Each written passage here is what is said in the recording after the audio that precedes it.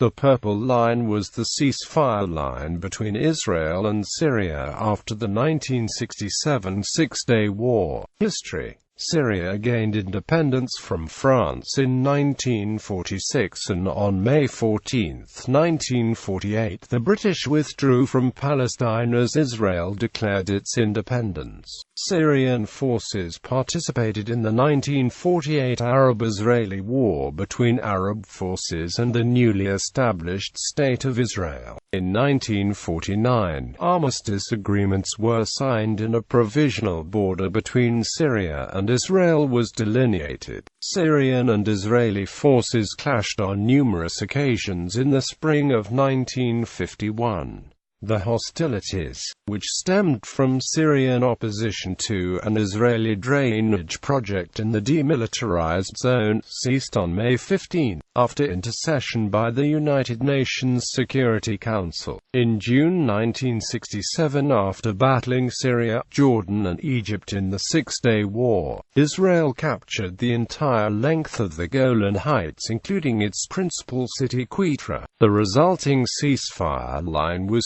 supervised by a series of positions and observation posts manned by observers of the United Nations Truce Supervision Organization, and became the new effective border between Israel and Syria. In a surprise attack consisting of a massive armored thrust, the Syrians crossed the Purple Line into the Golan Heights during the 1973 Yom Kippur War. After several days of very heavy fighting on the Golan, they were pushed back deeper into Syria, and Israel conquered further territory inside Syria, beyond the Purple Line by the time a ceasefire was reached. In the disengagement negotiations after the war, Israel and Syria agreed on May 31, 1974 to pull back the respective forces on the Golan Heights to the Purple Line. On the same day, a United Nations buffer zone was set up and the United Nations Disengagement Observer Force Zone was established by the United Nations after the adoption of UN Security Council Resolution 350.